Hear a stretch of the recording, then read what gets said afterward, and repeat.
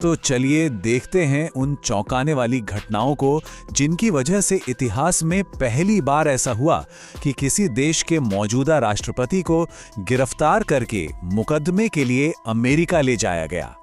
कहानी की शुरुआत होती है सोशल मीडिया पर पोस्ट किए गए सिर्फ 2 शब्दों से, पर्प वॉक। अब देखिए, ये शब्द आमतौर पर किसी छोटे मोटे अपराधी के लिए इस्तेमाल होता है जिसे हथकड़ी लगाकर मीडिया के सामने घुमाया जाता है। तो जब व्हाइट हाउस खुद किसी देश के राष्ट्रपति के लिए इसका इस्तेमाल करता है तो ये एक बहुत सोचा समझा और ताकतवर संदेश होता है। तो आखिर ये सब हुआ कैसे? इस पूरे विश्लेषण में हम इसी अभूतपूर्व घटना की एक-एक परत खोलेंगे और शुरुआत करेंगे उन आरोपों से जिनका सामना अब निकोलस मादुरो कर रहे हैं। न्यूयॉर्क पहुंचने के ठीक बाद मादुरो पर अमेरिकी फेडरल कानून के तहत बहुत ही संगीन इल्जाम लगाए गए। आप सोचिए, किसी दूसरे देश के राष्ट्रपति पर ऐसे आरोप लगना, ये इंटरनेशनल पॉलिटिक्स और कानून के लिए एक बिल्कुल नई और पेचीदा मिसाल बन गया है। उन्हें फिलहाल ब्रुकलिन के एक हाई सिक्योरिटी वाले फेडरल जेल में रखा गया है और वहीं से वो अपनी पहली अदालती सुनवाई का इंतजार कर रहे हैं। सबसे बड़ा सवाल तो यही है कि एक मौजूदा राष्ट्रपति को पकड़ा कैसे गया। चलिए अब सीधे उस मिलिट्री ऑपरेशन को समझते हैं जो बहुत ही कॉम्प्लेक्स और सीक्रेट था। ये ऑपरेशन बहुत तेजी से हुआ। इसकी शुरुआत हुई आधी रात को हुए हवाई हमलों से। कई स्थानीय लोगों को तो पहले लगा कि कोई भूकंप आया है और बस इसी उथल-पुथल के बीच असली ऑपरेशन को अंजाम दे दिया गया।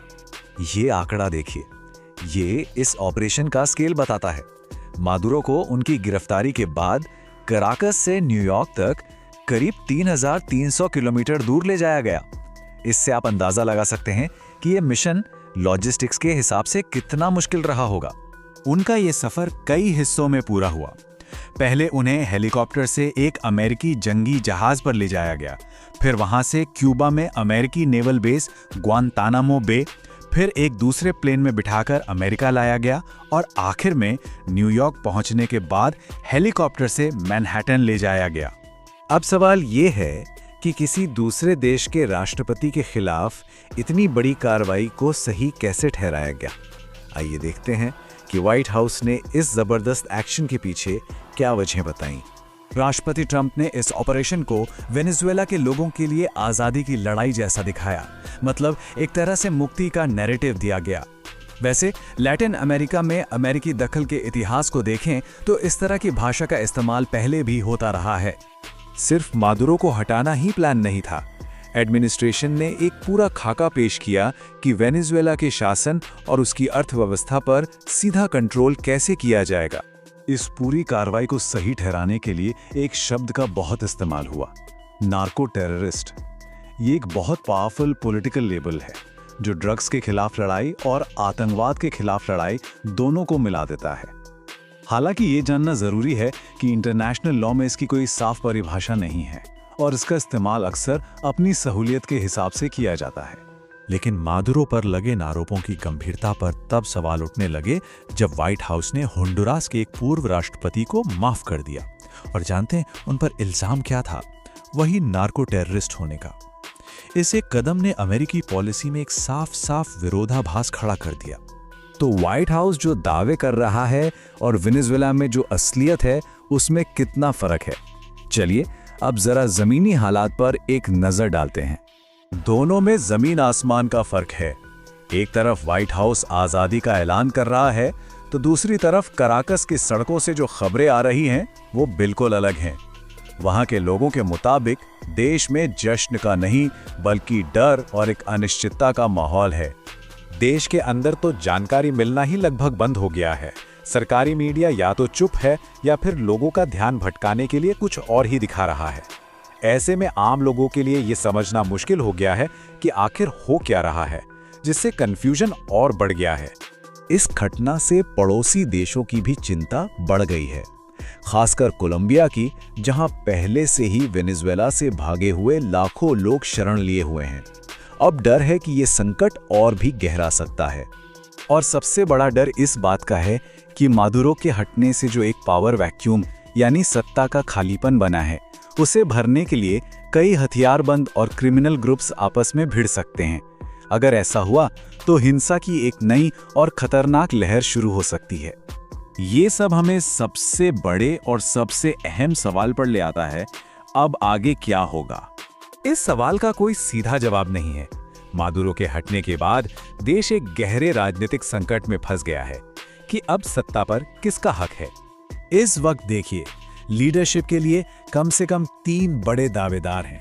एक तरफ अमेरिका है, दूसरी तरफ मादुरो सरकार की चुनी हुई उत्तराधिकारी और तीसरी तरफ है विपक्ष, जो खुद को 2024 के चुनावों का असली विजेता मानता है। अब सारा राजनीतिक संघर्ष इस एक बात पर आकर टिक गया है कि क्या पिछले चुनावों के नतीजों को माना जाए या फिर बाहरी ताकतों की देखरेख में फिर से चुनाव करवाए जाएं।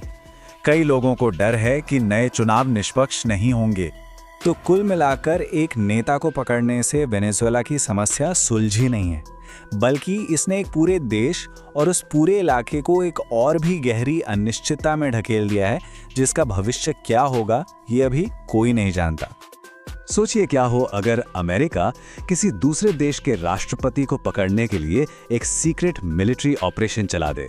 सुनने में किसी फिल्म जैसा लगता है ना? खैर, आज हम एक सोर्स में बताए गए ऐसे ही एक हाइपोथेटिकल सिनेरियो को देखने वाले हैं। तो चलिए शुरू करते हैं। तो चलिए चलते हैं 3 जनवरी 2026। जगह है वेनेजुएला की राजधानी काराकास। सोर्स के मुताबिक इस दिन कुछ ऐसा होने वाला था जो शायद पूरी दुनिया को हिलाकर रख देता। और ये ऑपरेशन बिल्कुल किसी हॉलीवुड मूवी की तरह प्लान किया गया था। स्टेप 1, इन्फिल्ट्रेशन यानी घुसपैठ। स्टेल्थ हेलीकॉप्टर्स रडार को चकमा देते हुए उड़ते हैं और ठीक उसी वक्त एक साइबर अटैक से पूरे शहर में ब्लैकआउट हो जाता है, अंधेरा।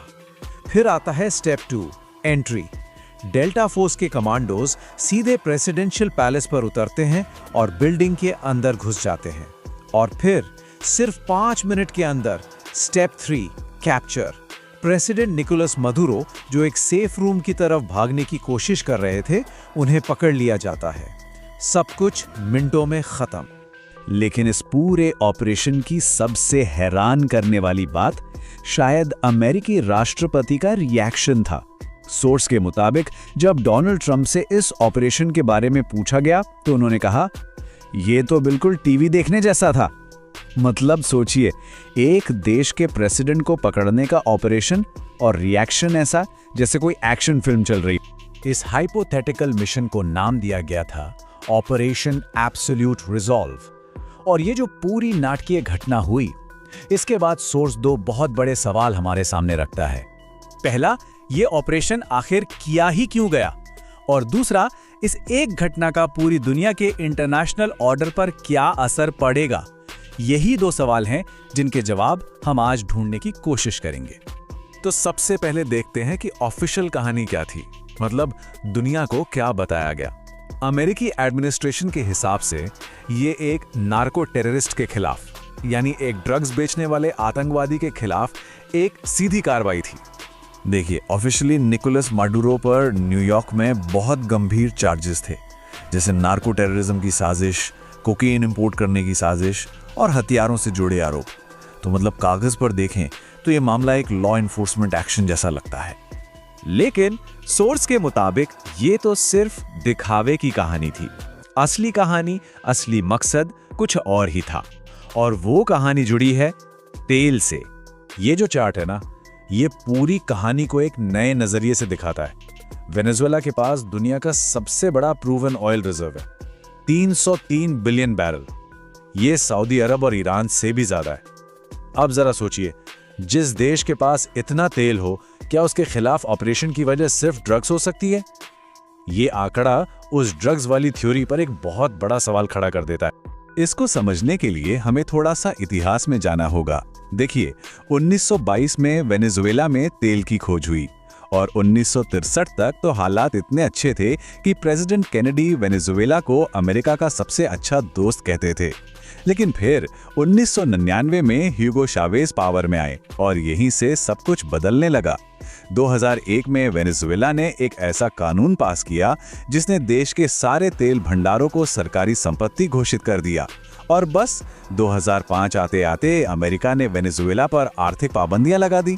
और जो तेल वाली थ्योरी है ना, उसका सबसे बड़ा सबूत शायद डोनाल्ड ट्रंप के इस बयान में मिलता है। सोर्स के मुताबिक उन्होंने कहा, ये अमेरिका के इतिहास की सबसे बड़ी चोरी थी। उन्होंने हमसे तेल छीन लिया। मतलब वेनेजुएला अपने ही तेल पर अपना हक जता रहा है और उसे अमेरिका में चोरी कहा जा रहा है। ये नजरिया काफी कुछ साफ कर देता है। अच्छा, चलिए एक बार फिर से उस ड्रग्स वाली ऑफिशियल कहानी पर लौटते हैं। सोर्स का डेटा क्या कहता है? अमेरिका में जो कोकेन आती है उसके मेन रूट्स हैं कोलंबिया, ग्वाटेमाला और मेक्सिको, वो भी पैसिफिक ओशन के रास्ते। इसमें वेनेजुएला का रोल बहुत ही मामूली है। वहां से अगर ड्रग्स जाता भी है तो ज्यादातर यूरोप की तरफ। और एक मजे की बात, वेनेजुएला का तो पैसिफिक ओशन से कोई लेना देना ही नहीं है, उसका कोस्ट लाइन अटलांटिक में है। और ये चार्ट देखिए, ये तो ड्रग्स वाले तर्क की हवा ही निकाल देता है। अमेरिका में आज जो ओवरडोज से मौतें हो रही हैं, उसकी सबसे बड़ी वजह है फेंटेनिल। और ये फेंटेनिल कहाँ से आता है? मेक्सिको और चीन से। वेनेजुएला का फेंटेनिल ट्रेड से दूर दूर तक कोई कनेक्शन नहीं है। तो सवाल फिर वही आकर खड़ा हो जाता है कि अगर ड्रग्स ही असली प्रॉब्लम थी तो निशाना वेनेजुएला क्यों बना? और यहीं से हमें इस रेड के ग्लोबल असर को समझना हो। तो अब सवाल यह है कि इस एक्शन का असर क्या हुआ? पूरी दुनिया ने इस पर कैसे रिएक्ट किया? और क्या ये कानूनी तौर पे सही था? पूरी दुनिया में इसकी बहुत तीखी आलोचना हुई। ब्राजील, चिली, मेक्सिको जैसे कई देशों ने मिलकर इसके खिलाफ एक जॉइंट स्टेटमेंट जारी किया। यूएन के सेक्रेटरी जनरल ने इसे सीधे सीधे यूएन चार्टर का उल्लंघन बताया। चीन और रूस जैसे बड़े देशों ने भी इसकी निंदा की। यहाँ तक कि कुछ लोगों ने इसे न्यू एज कोलोनियलिज्म का नाम दे दिया, मतलब नए जमाने का साम्राज्यवाद। अब बात करते हैं कानूनी बहस की, जो बहुत दिलचस्प है। एक तरफ ट्रंप एडमिनिस्ट्रेशन का कहना था कि भाई ये तो बस एक लॉ एनफोर्समेंट फंक्शन था, हम तो बस एक वांटेड क्रिमिनल को गिरफ्तार कर रहे थे। लेकिन दूसरी तरफ है यूएन चार्टर का आर्टिकल 24, और ये साफ साफ कहता है कि कोई भी देश किसी दूसरे देश की सीमाओं या उसकी राजनीतिक आज़ादी के खिलाफ फोर्स का इस्तेमाल नहीं कर सकता। सोर्स का ये भी कहना है कि ये कोई एक अकेली घटना नहीं थी, बल्कि ये एक पैटर्न का हिस्सा था। कोलंबिया में भी ऐसे ही ऑपरेशन की धमकी दी गई, ग्रीनलैंड को खरीदने की बातें फिर से शुरू हो गई, यहाँ तक कि रूस से तेल खरीदने पर भारत को भी नई टैरिफ की धमकी दी गई। ये सब मिलकर एक नई तरह के वर्ल्ड ऑर्डर की सोच की तरफ इशारा करते हैं। और यहीं पर हम इस विश्लेषण के सबसे बड़े सवाल पर पहुंचते हैं कि अगर दुनिया के सबसे ताकतवर देश ही नियमों को तोड़ने लगे तो क्या उन नियमों का कोई मतलब रह जाता है? क्या वो नियम असल में मौजूद भी हैं?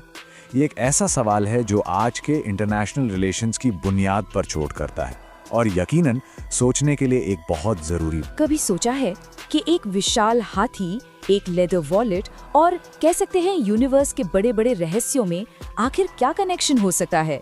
सुनने में अजीब लगता है ना, पर आज हम कुछ ऐसे ही छुपे हुए कनेक्शंस को सामने लाएंगे जो शायद हमारे आसपास की दुनिया को देखने का तरीका ही बदल दें। तो चलिए इस पहेली को सुलझाते हैं। तो चलिए शुरुआत एक सवाल से करते हैं। बस एक पल के लिए सोचिए, एक 6000 किलो का भारी भरकम हाथी, मतलब जबरदस्त ताकत, फिर भी ऐसी कौन सी चीज है जो उसे भागने से रोक लेती है? सोचिए, कोई मोटी मोटी जंजीरें नहीं है, कोई बड़ा सा पिंजरा भी नहीं है, उसे रोकती है तो बस एक पतली मामूली सी रस्सी। अब सवाल ये है कि ये कैसे हो सकता है? वेल, इसका जवाब हाथी की फिजिकल स्ट्रेंथ में नहीं बल्कि उसके दिमाग में छिपा हुआ है। और बस यहीं से हमारा पहला सेक्शन शुरू होता है। देखिए, हाथी की ये कहानी असल में सिर्फ एक कहानी नहीं है, ये एक जबरदस्त मेटाफर है, एक प्रतीक हमारे अपने दिमाग की कंडीशनिंग का, हमारी उन मानसिक जंजीरों का जो हमें दिखाई नहीं देती। तो होता ये है कि ये सब शुरू होता है हाथी के बचपन से। जब वो छोटा सा होता है ना, उसे इसी पतली रस्सी से बांध दिया जाता है।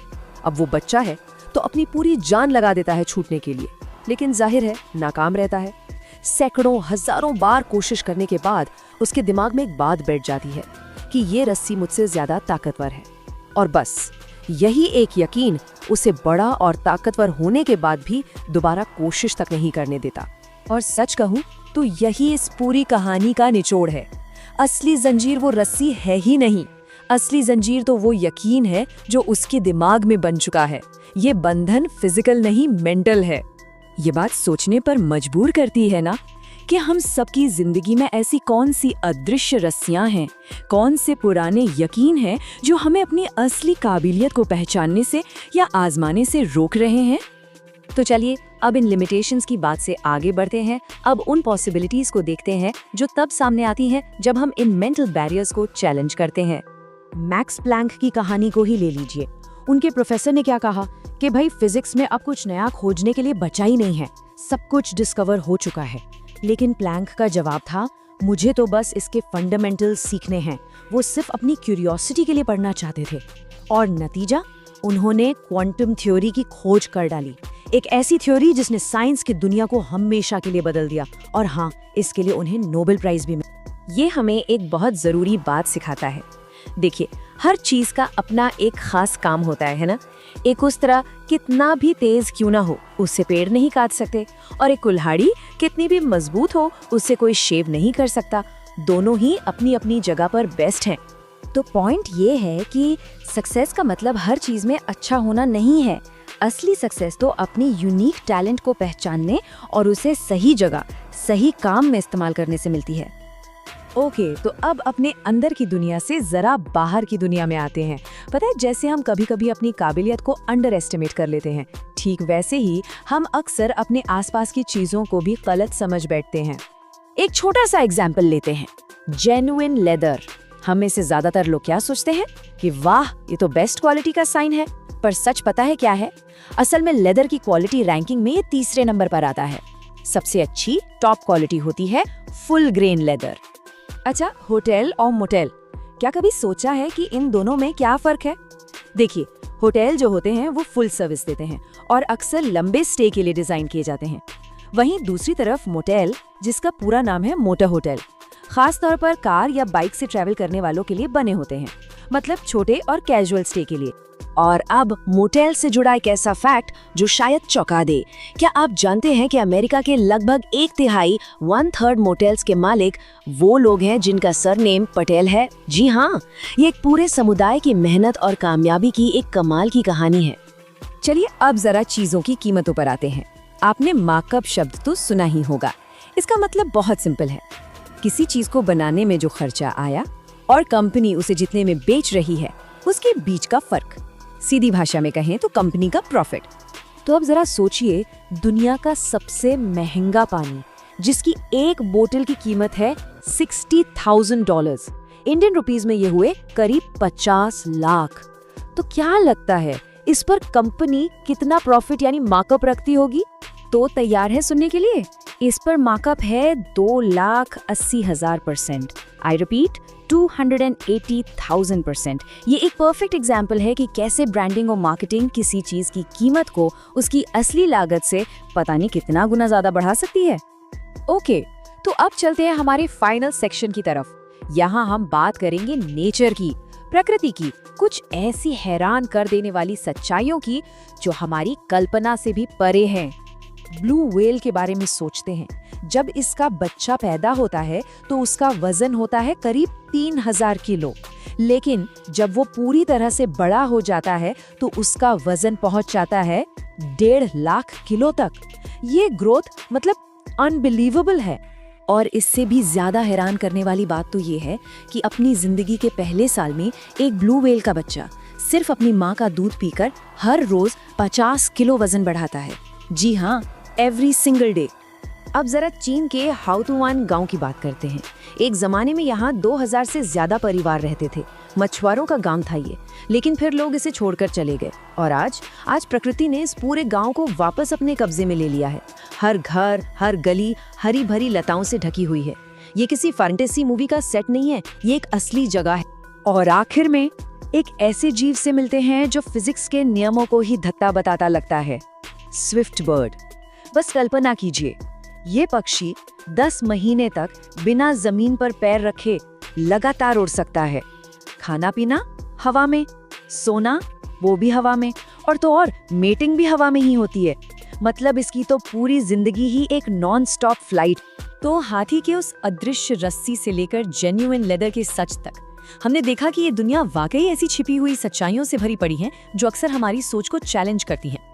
और ये सब बातें हमें एक ही सवाल पर लाके खड़ा कर देती हैं। अगर हमारी अपने दिमाग से लेकर बाजार और प्रकृति तक हर जगह ऐसे छिपे हुए सच मौजूद हैं, तो सोचिए अभी और कितनी ऐसी परतें होंगी जिन्हें खोलना बाकी है, और कौन कौन से रहस्य हैं जो बस खोजे जाने का इंतजार कर रहे हैं।